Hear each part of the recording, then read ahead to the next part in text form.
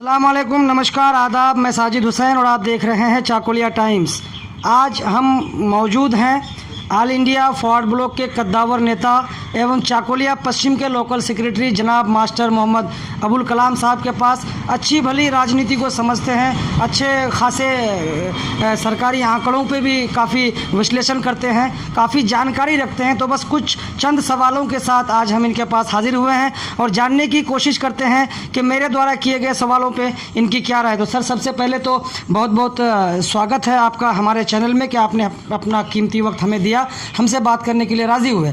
Sir, अभी जिस तरह से चाकुलिया में राजनीति एक अलग तरफ जा रही है कि एमएलए लेड का जो पैसा, हमारे चाकुलिया के विधायक अली इमरान रमज़ साहब, जिन्होंने कुछ दिन पहले फेसबुक के माध्यम से ये जानकारी दी थी कि मैंने अपने एमएलए लेड से 10 लाख रुपये सीएम रिलीफ फंड में दिए, लेकिन इस पर सवाल खड़ा किया जाता है सर कि ये पैसे आखिर दिए कहाँ। उसके बाद हमने विधायक जी से भी सवाल किया तो उन्होंने कहा कि जब असेंबली खुलेगा तो मैं असेंबली में ममता बनर्जी सरकार से ये सवाल करूँगा कि जो मैंने पैसे दिए वो आपने कहाँ इस्तेमाल किए। लेकिन ऑल इंडिया तृणमूल कांग्रेस के नेताओं की तरफ से ये जानकारी दी जाती है कि इस तरह का कोई एमएलए का पैसा सीएम रिलीफ फंड में जमा ही नहीं हुआ। सबसे पहले मैं आपके चैनल का शुक्रिया अदा करता हूं कि आप लोगों ने चकलिया जैसे पिछड़े हुए इलाके में ये बेदारी का एक माहौल पैदा करने की ज़िम्मेदारी अपने सर पे आप लोगों ने ली है। इसके लिए मैं आपके चैनल का पहले शुक्रिया अदा करता हूं और आपके चैनल के दर्शकों को मैं सलाम और नमस्कार कहते हुए मैं आपके सवाल को किसी तरह से जवाब देने की कोशिश कर रहा हूं। पहली बात है कि एमएलए ने ये कहा है कि हमने 10 लाख रुपए अपने एमएलए लेड से सीएम फंड में दिया। ये जो कोरोना का माहौल है, महामारी है, इस महामारी से लड़ने के लिए जी। पहले इन लोगों ने सवाल उठाया। एक बात मैं साफ कर दूं, एमएलए वो हैं, मेरे भी एमएलए हैं और चकलिया वासी होने के नाते सवाल करना मेरा भी हक है और जो लोग सवाल कर रहे हैं उनका भी हक है। सवाल से मुझे कोई एतराज़ नहीं, लेकिन सवाल कहीं ना कहीं बदल जाता है। पहले उन लोगों ने सवाल किया कि एमएलए लेड का ये 10 लाख रुपया चकलिया में किस जगह पे एमएलए साहब ने खर्च किया। बाद में फिर उन लोगों का सवाल आ रहा है कि ये पैसा उन्होंने कहाँ दिया और सीएम रिलीफ फंड से कोई ऐसी रिपोर्ट नहीं है कि वहाँ पैसा जमा हुआ। सही सवाल है। यहाँ पे दो बातें आती हैं। एक, एमएलए ने कहा है हमने सीएम को दिया है और सीएम का कोई बयान नहीं आ रहा है कि उनको पैसा मिला है या नहीं मिला है, या एमएलए साहब झूठ बोल रहे हैं। और एमएलए साहब ने जो जवाब दिया है उस जवाब के प्रैक्टिकलाइज होने तक का हम भी इंतज़ार कर रहे हैं कि उन्होंने कहा है कि जो लोग ये सवाल कर रहे हैं कि वो पैसे कहाँ गए, तो सवाल तो हम करेंगे ममता बनर्जी से असेंबली में कि वो पैसे कहाँ गए। तो उस दिन का हम इंतज़ार कर रहे हैं। ये भी कहा जा रहा है क्या ऐसा सीएम रिलीफ फंड में जो जानकारी उन्होंने ली, अभी कुछ दिन पहले हमने बात की थी Indian national Trinamool trade union Congress के चाकुलिया ब्लॉक के प्रेसिडेंट मंजर हबीब साहब से, और उन्होंने इस बात की जानकारी दी हमें कि ऐसा कुछ एमएलए लेड वाला पैसा सीएम रिलीफ फंड में आया ही नहीं। अब देखिए, सबसे बड़ी बात यह है कि सीएम पे एक एमएलए इल्ज़ाम लगाएगा जी, और उसका क्लियरिफिकेशन हम जैसे कोई नेता दे पाएगा, हम नहीं समझ पा रहे हैं। एक बात और निकल के आती है, उस जो फेसबुक के माध्यम से जिस तरह से पोस्ट किया गया, जो डॉक्यूमेंट दिखाया गया सर, उस डॉक्यूमेंट में 293 एमएलए का जिक्र हुआ है, 293। लेकिन अगर देखा जाए पश्चिम बंगाल में तो 294 एमएलए हैं सर। नहीं, 293 तो जी, इसलिए कि वो खुद कह रहे हैं कि 293 हम तो दे ही रहे हैं। अच्छा, अजीब बात है। अरे भाई वो कितना बोलेगा, वो तो खुद कह ही रहा है कि दीजिए सब, तो 293 से ना वो बोलेगा, वो तो खुद दे ही रहा है, तो अपने को क्यों गिनेगा वहाँ। उनका कहने का मतलब है कि मेरे अलावा हाँ जाहिर सी बात है। 293 एमएलए जो हैं वो भी 10-10 लाख रुपए अपने अरे भाई एमएलए मैं यहाँ आप लोगों को चाय ऑफ़र कर रहा हूँ, हम 5 लोग हैं तो हम क्या कहेंगे कि 4 लोगों को ऑफ़र कर रहा हूँ। मैं थोड़ी कहूँगा कि 5 लोगों को ऑफ़र कर रहा हूँ, मैं तो पीऊँगा ही। कहीं गिनती में तो भूल नहीं है सर? नहीं नहीं, सबसे बड़ी बात सुनिए, इस तरह का एरर अगर किसी के पेन से हो भी तो ये कोई बड़ी बात नहीं है, ठीक है। ये बहुत बड़ी बात नहीं है कि कोई एमएलए ये न समझे जो कि मतलब कि 3 बार के एमएलए रहे, उनको पता ना हो कि 294 हम हैं, और जब वो असेंबली में जाते हैं सीएम बनाने तो उनको पता है कि विरोधी को कितना चाहिए, हमको कितना चाहिए, हम कितना कम हैं। तो ये इसको हम बहुत ज़्यादा अहमियत नहीं दे रहे हैं भाई। एक सवाल सर मेरा आपसे एजुकेशन पर है कि जिस तरह से वाम फ्रंट, लेफ्ट फ्रंट पार्टी जो है वो नेताजी सुभाष चंद्र बोस की विचारधारा को फॉलो करती है और नेताजी सुभाष चंद्र बोस के ही नक्शे कदम पर यह पार्टी चलती है, ऐसा आप लोगों का भी कहना है। तो जिस तरह से हम चाकुलिया की बात करेंगे, क्योंकि हमारे ब्लॉक में एजुकेशन के एतबार से क्या कुछ किया सर, बहुत सारे इल्ज़ामात हैं कि वाम फ्रंट के वक्त में सिर्फ 4 प्राइमरी स्कूल बने, आपने सुना होगा? सुना है जी, इस पे कुछ खुलासा कीजिए। अब यहाँ मैं उन साहब से थोड़ा सा ये समझना चाहूँगा कि वो दूसरे पे इल्ज़ाम लगाते हैं कि आप होमवर्क नहीं करते, दूसरे पे इल्ज़ाम लगाते हैं कि आप एजुकेशन के दुश्मन हैं। तो मैं समझता हूँ कि गुफ्तार का गाज़ी होना बहुत आसान काम है और किरदार निभाना बहुत मुश्किल काम है। आपने जो सवाल किया है ना, इसका जवाब शायद बहुत तफसीली देना पड़ेगा मुझे, लेकिन तफसील में से भी मैं बहुत ज़्यादा शॉर्ट करके बात करूँगा। जी बिल्कुल।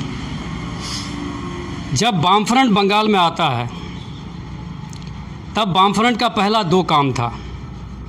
एक काम ज़मींदारी को ख़त्म करना, लैंड डिस्ट्रीब्यूशन बखूबी निभाया। आज होमलेस, लैंडलेस बंगाल में शायद ही कहीं आपको मिले। ये सीपीआईएम की देन है या लेफ्ट फ्रंट गवर्नमेंट की देन है जो कि लेड बाय सीपीआईएम। और दूसरा इसके हाथ में काम था कि एजुकेशन हम लोग के इलाके में इतना पीछे था और ये इलाका इतना गरीब था कि अंग्रेज़ इस इलाके में आना ज़रूरी नहीं समझा, आया भी नहीं कभी कि वहाँ जाके कुछ नहीं मिलने वाला। तो लेफ्ट फ्रंट आने के बाद जो एक टारगेट लिया लैंड डिस्ट्रीब्यूशन का कि कोई यहाँ लैंडलेस न रहे, और दूसरा टारगेट लिया कि पहले हमको एजुकेशन में काम करना है। उस वक्त बंगाल में अभी बात हो रही है चूँकि एमएलए से रिलेटेड ज़्यादा, तो चाकुलिया में सिर्फ 2 हाई स्कूल थे। तोड़ियाल हाई स्कूल वो शायद कांग्रेस के दौर का है, और एक मनोड़ा हाई स्कूल ये जुगतो फ्रंट के दौर का है। ठीक, एक दोस्त उस दिन हमसे फेसबुक पे कह रहे थे कि चकलिया हाई स्कूल 1964 का है। शायद उनको डाटा कलेक्शन में गलती हुई होगी क्योंकि वो स्कूल 1964 में जूनियर हाई स्कूल था, वो हाई स्कूल हुआ 1980 में।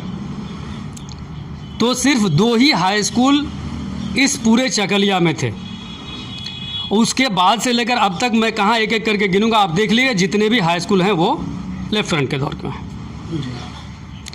और जब कांग्रेस हुकूमत में आई या कांग्रेस आने से पहले यानी अंग्रेज़ की हुकूमत में, उस वक्त तो एजुकेशन के नाम पे जो कुछ किया जा रहा था वो सिर्फ प्राइमरी लेवल पे किया जा रहा था। इसलिए कुछ प्राइमरी स्कूल्स तब के हैं कांग्रेस के वक्त के या फिर अंग्रेज़ के दौरान, अंग्रेज़ के दौर के।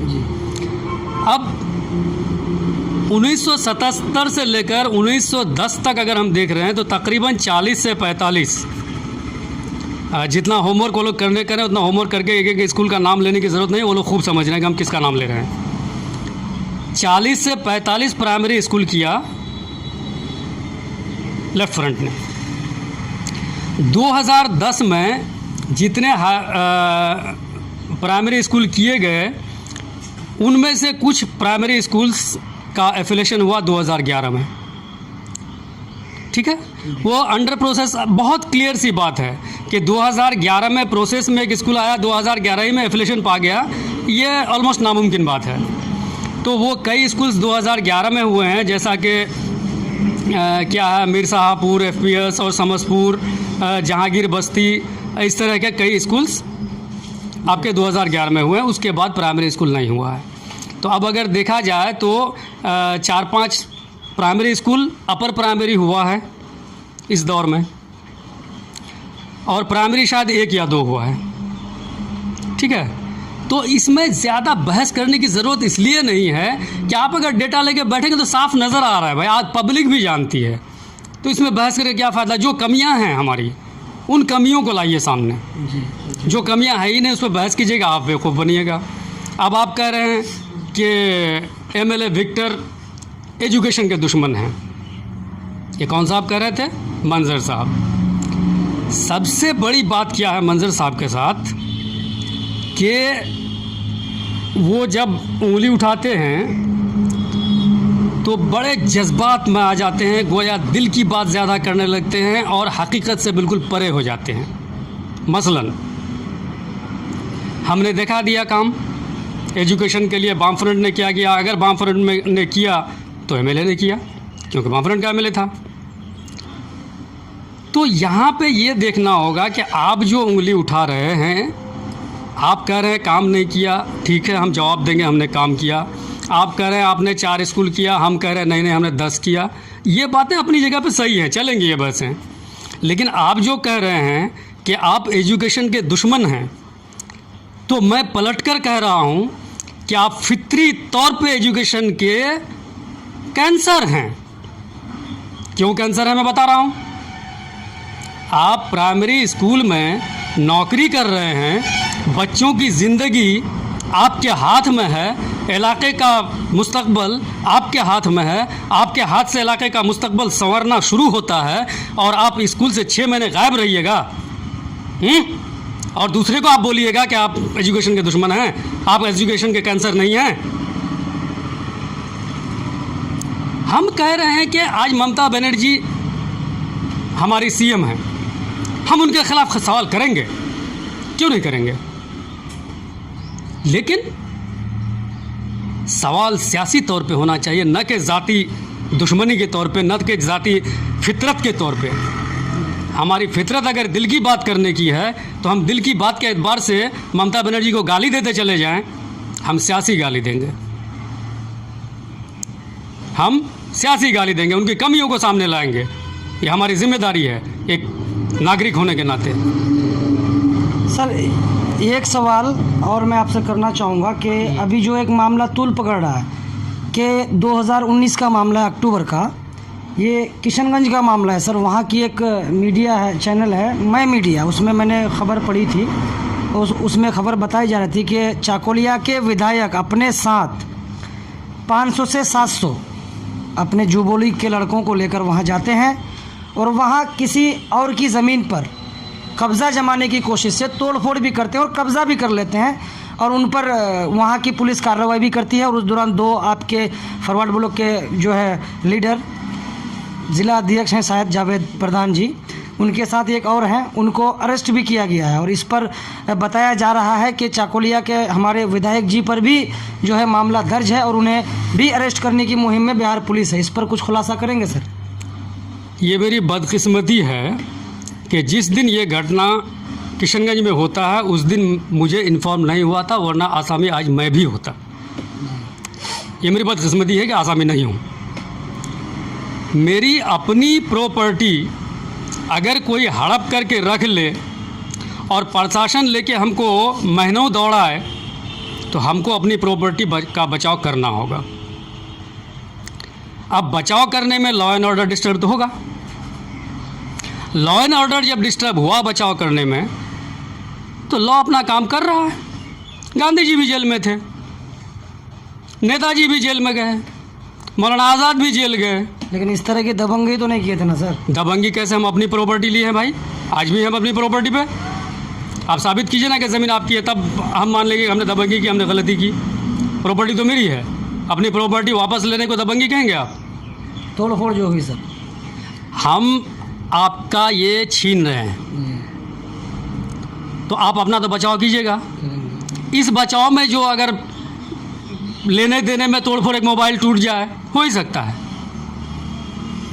अब वहाँ क्या हुआ है मुझे नहीं मालूम, कितना लॉ एंड ऑर्डर ब्रेक हुआ है वो भी नहीं मालूम, लेकिन लॉ एंड ऑर्डर वहाँ ब्रेक हो सकता है। आप मेरी प्रॉपर्टी छीन रहे हैं, हम अपनी प्रॉपर्टी बचा रहे हैं। अब इसी में आपको हम आंदोलन ही की बात कर रहे हैं। ये जो आज हम लोगों पे या हमारे नेताओं पे केस है, वो इसलिए कि हमारी फितरत है कि वो हक का आंदोलन, चाहे पब्लिक का हो, चाहे अपना हो, चाहे लोगों का हो, आंदोलन से हम भागते नहीं हैं। और जो लोग ये इल्ज़ाम लगा रहे हैं वो आंदोलन से कैसे पिछली गली से भागते हैं वो सभी जानते हैं। आपने ये प्राइमरी टेट का जो रिक्रूटमेंट हुआ, इसमें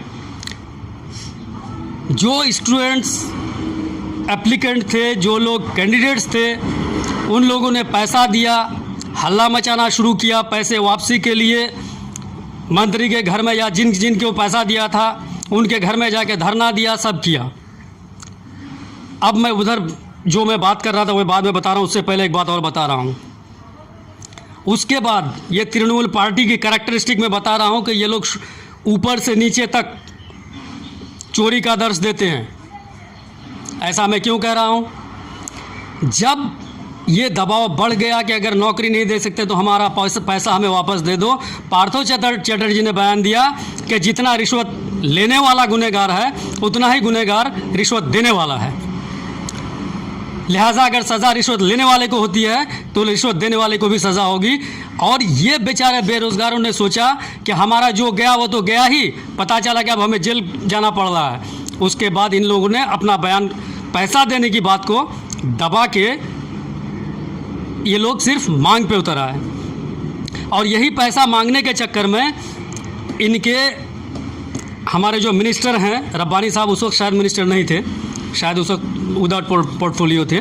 ये भी आंदोलन हमारा था कि आज वो मिनिस्टर बने हैं, कि हम लोग बार बार चिल्लाते रहे कि विदाउट पोर्टफोलियो मिनिस्टर, जिसके बाद उनको मजबूर होके मिनिस्ट्री अलॉट करनी पड़ी। बहरहाल तो पार्थो चटर्जी ने भी इनको बचा लिया कि अब लोग खुल के कह नहीं पा रहे हैं कि हमने रिश्वत दी थी, क्योंकि वो तो कह दिया कि भाई तुम भी उतने ही बड़े गुनहगार हो, तुमको भी सज़ा होगी। अब एक तो गया मेरा 10 लाख रुपया, ऊपर से फिर जाएंगे जेल, कौन करे भाई। तो वो फंसा। इसी आंदोलन के तहत एक धरना बैठा था इस्लामपुर में। उस धरने में लीड करने वालों में से एक थे मंजर हबीब साहब। मंजर हबीब साहब ने बाज़ाब्ता माइक में सोशल मीडिया पे वो आया कि वो तकरीर कर रहे हैं कि हम लोग यहाँ से तब तक नहीं उठेंगे जब तक हमारी मांग पूरी नहीं होती। अगर हमें अरेस्ट करके जेल में मेहमान बनाकर सरकार रखना चाहती है तो हमें मेहमानदारी खाने में क्या प्रॉब्लम है, बैठे बैठे मेहमानदारी खाएंगे। घंटा 2 घंटा के बाद पुलिस का हमला होता है। मंजर साहब पीछे गली से भागे हैं, शायद जूता पहन पाए थे कि नहीं पाए थे मुझे नहीं मालूम, पीछे से भाग गए। तो उस आदमी पे केस होगा, उस आदमी पे वारंट होगा। जो आंदोलनकारियों को छोड़ के लीडर ही भाग जाए, उस लीडर पे होगा केस। अजीब बात है, आप आंदोलन करने जाएंगे, 10 लोगों को आगे बढ़ा देंगे, आप पीछे से भाग लेंगे और कह रहे हैं हम नेता हैं। और वो जो वहाँ से भागे, वो रिलीफ मिला रब्बानी साहब को, क्योंकि ये अगर जेल जाते तो डायरेक्टली उनको निकालना पड़ता, उनके दोस्त हैं या जो भी पार्टी के जो कुछ हैं। तो उनके भागने से खुश होकर उसी वक्त उनको ये पद दिया था जिस पद का आप अभी नाम ले रहे हैं। ये तोहफे में मिला था, वहाँ से भागने के तोहफे में। तो ये सारी चीज़ें हम कह रहे हैं कि ये जो इस तरह से हमको बात करनी पड़ रही है, ये बात हम दूसरे अंदाज में कर सकते थे, बल्कि हम करते हैं दूसरे अंदाज में। लेकिन अभी जो 2-3 दिन पहले आपके चैनल में एक इंटरव्यू आया इनका, वो इंटरव्यू हमको पॉलिटिकल नहीं लगा। हमको लग रहा था वो अपने मन का भरास और मन का जो है एक आक्रोश मिटा रहे हैं। तो ऐसा नहीं होता है। सर रही वो आंदोलन की बात, लेकिन यहाँ किशनगंज वाला जो मामला है, ये मामला ज़मीन हड़पने का है सर, कि आप 500-700 लड़कों को साथ में लेके जाते हैं, वहाँ तोड़फोड़ करते हैं, और ये एक विकलांग बताया जा रहा है जिस व्यक्ति के कि वो ज़मीन है जो बताई जा रही है, जिसका मामला चल रहा है, वो एक विकलांग है, और ऐसे शख्स की ज़मीन को हड़पना, या हड़पने का इल्ज़ाम है सर। आंदोलन आप इसको कैसे कह रहे हैं? आपको हम बता रहे हैं कि ज़मीन हमारी हड़पी गई थी, उसको हमने वापस किया। आपको साबित हो जाएगा सिविल केस जिस दिन फाइनल होके आएगा। ये तो मामला चल रहा है, हाँ, हो जाएगा साबित, तो क्लियर हो जाएगा। हम अपनी राइट टू प्रॉपर्टी तो है हमारा भाई, वो प्रॉपर्टी हमारी है। मेरे पास कागज़ है, पेपर्स हैं, सब कुछ है, केवाला है, सब कुछ है। और आपको पता होगा किशनगंज में लैंड माफिया है। आपके हमारे तृणमूल के कुछ दोस्त लोग ज़मीन खरीद लिए, आज तक ले नहीं पाए हैं। ज़मीन खरीद के पैसा दे के ज़मीन ले नहीं पाए हैं, तो अब उसी तरह से ये भी छोड़ के रख दे, ऐसा तो नहीं है ना। हम आपसे अगर कुछ खरीद रहे, लेने की ताकत हमें, तो हम ले लेंगे। तो हाँ, अगर आप साबित कर दें कि वो ज़मीन मेरी नहीं है, तब हम दोषी हैं। ये आप पहले साबित तो कीजिए।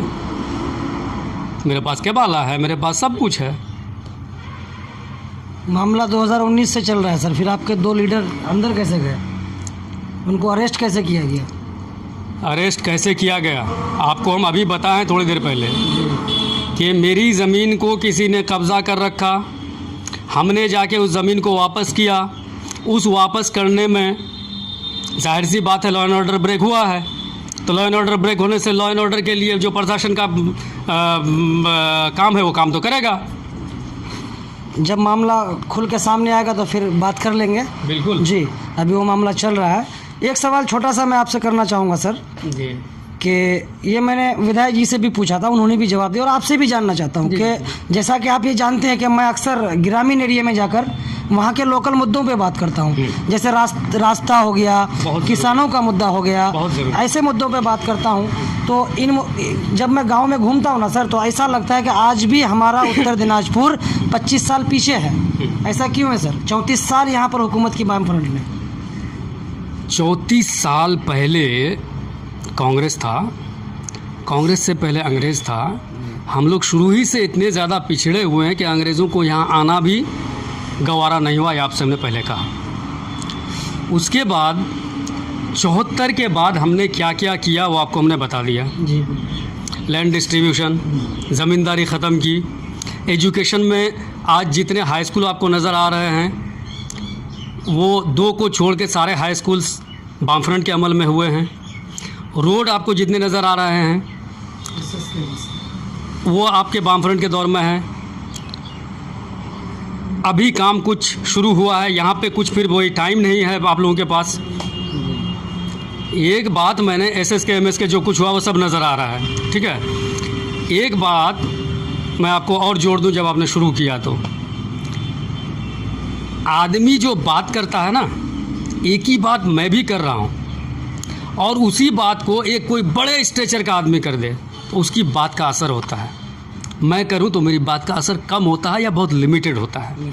2013 से 18 तक मेरी वाइफ पंचायत समिति मेंबर थी कर्मोद्योग। उस वक्त हमने एक प्रपोज़ल दिया था कि काम आप लोग पूरा पकड़िए, काम पूरा पकड़िए एक रोड को, और इस तरह से मेंबर वाइज काम को मत बांटिए। ऐसा अगर आप लोग करते हैं और सारे मेंबर जाके वहाँ हाज़िरी दे के कीजिए कि हम लोग सब मिल के कर रहे हैं, ताकि किसी को क्रेडिट वाला मामला ना हो। तो ऐसा करने से होगा क्या कि आज मनोरा का, कल चाथोल का, परसों वहाँ का, होते होते 10 साल में सारे रोड्स हमारे कंप्लीट हो जाएंगे। और ये जो बांट के 20 मीटर, 30 मीटर, 50 मीटर आप लोग करते हैं, तो उससे होता क्या है कि 50 मीटर होने के बाद बाकी जो 150 मीटर बाकी है उसकी बारी आते आते ये 50 मीटर ख़त्म हो जाता है। तो इस प्रपोज़ल को इन लोगों ने मतलब ये समझा कि इसको प्रैक्टिकलाइज नहीं किया जा सकता है। और यही बात जब महुआ मोहितो ने कही, हमारे MP हैं तृणमूल कांग्रेस की, तो वो उस बात को अच्छा खासा उसको पब्लिसिटी मिली, लेकिन प्रैक्टिकली उसका हुआ कुछ नहीं।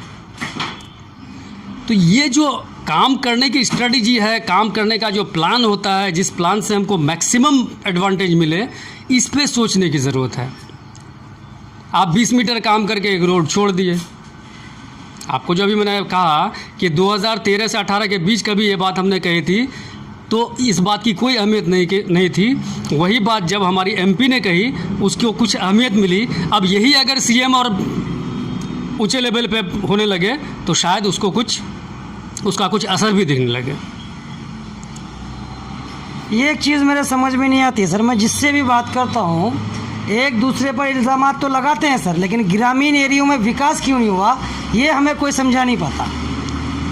आखिर मसला क्या है कि ग्रामीण एरियो में विकास ना होने की सबसे बड़ी वजह क्या है? नहीं, विकास नहीं हुआ ये तो हम नहीं कहेंगे। आज देश को आज़ाद हुए 70 साल से भी ज़्यादा हो गए, आज भी हमें कच्ची सड़कों में चलना पड़ता है, आज भी कीचड़ों में चलना पड़ता है, आज भी किसान रो रहे हैं, आज भी मजदूर रो रहे हैं। किसान रो रहे हैं, मजदूर रो रहे हैं, ये सारे सवालात तो हम लोग भी कर रहे हैं जी। आज किसानों का बुरा हाल, ये सवाल हम लोग भी कर रहे हैं। डीजल पेट्रोल का दाम आसमान छू रहा है, उसके बराबर जो है फसल का दाम कहाँ जा रहा है, ये सवाल हम भी कर रहे हैं। लेकिन जहाँ तक सवाल रहा हमारे इस इलाके का, तो यहाँ पे वामफ्रंट के अमल में जो काम होना चाहिए था, उसमें से क्या होना चाहिए था जो हम नहीं कर सके, वो आप पूछिए स्पेसिफिकली। जी, किसानों के मुद्दे में बता दीजिए सर कि क्या किया। किसानों के मुद्दे पे तो सबसे पहले जो लोग बिल्कुल ही मतलब लैंडलेस थे, उनको मजदूरी करके सुबह से शाम तक जाके अगर वो लेके घर पहुँचे तो उनके घर खाना पहुँचेगा, पकेगा या नहीं तो नहीं पकेगा। तो लैंड डिस्ट्रीब्यूशन से हम लोग कम से कम यहाँ पहुँच पाए हैं कि नहीं आज का खाना हमको मिलेगा, कल क्या होगा वो सोचा जाएगा, कल का कल देखें। हाँ, लेकिन शाम को क्या होगा इस सवाल को हम लोग ख़त्म कर पाए हैं। बहुत बहुत शुक्रिया सर आपका, आपने अच्छी हमें जानकारी दी। तो ये थे हमारे चाकोलिया के ऑल इंडिया फॉरवर्ड ब्लॉक के नेता एवं चाकोलिया पश्चिम के LCS जनाब मास्टर मोहम्मद अबुल कलाम साहब, जिनसे हमने बात की। आपने देखा, पसंद आए तो वीडियो को लाइक और शेयर करें, चैनल को सब्सक्राइब कर बेल आइकन को दबाएं। फेसबुक पे अगर आप इसको देख रहे हैं तो चाकुलिया टाइम्स पेज को लाइक करो, फॉलो करें। कैमरामैन जावेद वारसी के साथ मैं साजिद हुसैन, चाकुलिया टाइम्स।